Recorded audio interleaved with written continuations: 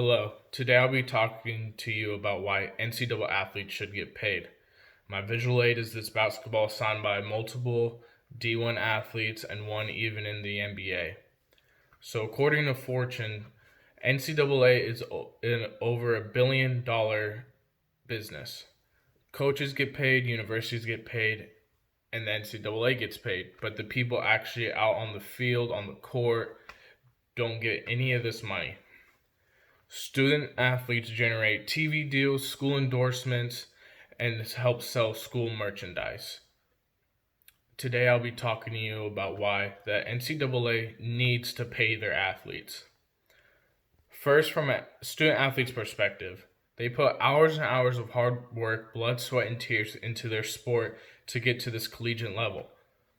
So one of my roommates, Robert Lewis, he's a corner for here at Sac State. And an average day looks something like 6 a.m. treatment. That goes from 6 to 7. Then he has a lift from 7 to 8, class from 8:30 to 12. Then he'll have team meetings 1 to 2, and then finish out with a practice from 3 to 5. And that's from Tuesday to Friday and Sunday. And then that doesn't account for the game on Saturday. And Sac State is a lower Division I school compared to bigger schools in the Pac-12 or the SEC. They'll have a more packed schedule as they're playing higher competition. According to psu.edu, in-season athletes are not supposed to spend more than 20 hours participating in their designated sport. However, D1 football, men's and women's basketball, and baseball players spend about 40 hours a week on their athletic activities. So 40 hours a week is a standard work week for a minimum wage, average working American. And these athletes are doing just that, and they're not getting paid a dime.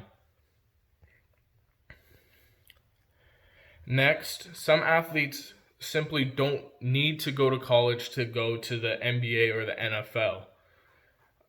In the NBA, they have a one-and-done rule where you have to go to a year of college or some kind of higher level after high school, so you play overseas or in the G League now. Examples of players who had to go to college was Kevin Durant, Anthony Davis, Kyrie Irving, Ben Simmons, and most recently, Zion Williamson. Ben Simmons is against the NCAA. He explains, according to ESPN, the NCAA is messed up.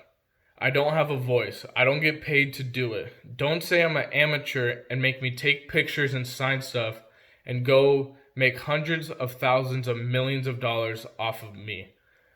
I'm going off on the NCAA. Just wait. I can be a voice for everybody in college. I'm here because I have to be here. I can't get a degree in 2 semesters, so it's kind of pointless. I feel like I'm wasting my time. So for an athlete to be eligible, they only have to pass their classes during that semester that their season is, and so they're eligible to play. And in Ben Simmons' case, he passed the first semester, played his season, then the second semester rolled around. Ben Simmons didn't go to class because he didn't need to. The next year, he's going to go to Nike, Adidas, going to sign a sneaker deal, and then he's going to make millions of dollars playing in the NBA. So it simply doesn't make sense for him to go to class. It's a waste of time. An example of coaches getting their fair share of money. Coach from Clemson, Dabo Swinney, signed a new record-breaking 10-year, $93 million contract, according to Market Watch. An example of universities getting paid, in 2017, the Duke's men's basketball generated $34.4 million, according to Business Insider. Next, some players are already getting paid under the table. For example, according to Bleacher Report, Arizona Wildcats head coach Sean Miller was reportedly recorded by FBI wiretaps speaking to Christian Dawkins, an associate of the former NBA agent Andy Miller, about facilitating $100,000 payment to prize prospect DeAndre Ayton so he would commit to the school. So for a smaller school like Arizona to compete with Duke or UNC, they for this example, Sean, the head coach, wanted to give DeAndre Ayton $100,000 just to commit to the school. And who knows who else is getting paid? There's countless examples of this. Lastly,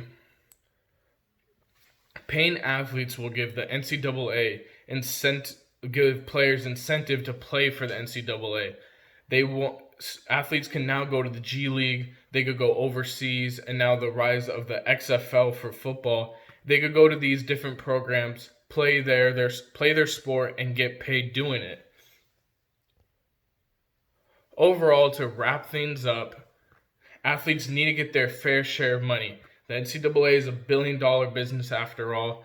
Everyone else gets paid, but the people putting their bodies on the line, when the fans come and watch, they're not going to watch the coach. They're not going to go there to the university. They want to see the players play their sport to the best of their ability. So, athletes put their bodies on the line. They generate the revenue. And lastly, athletes don't have time to get a job. They need to be able to afford food and housing, but since they're just cluttered up with their schedule, they can't get a job to provide for themselves. A simple fair share of what they earn, what they make for the NCAA, will allow them to be able to have food and housing without stressing over something like that.